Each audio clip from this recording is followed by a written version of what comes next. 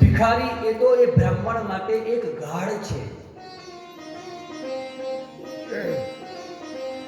જે ત્રિલોકના નાથનો થઈ ગયો હોય એ ભિખારી હોય જ ન શકે.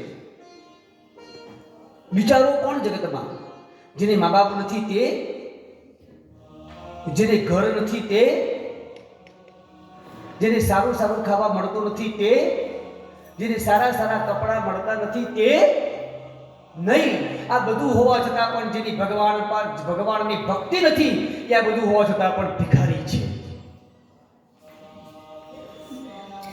મેર હોવા છતાં, સારું સારું ખાવા હોવા છતાં, જેના જીવનમાં સદબુદ્ધિ નથી, સદવર્તન નથી, સદવિદ્યા નથી, એ બિચારો છે. અદ્ભુત વર્ણન કર્યું છે.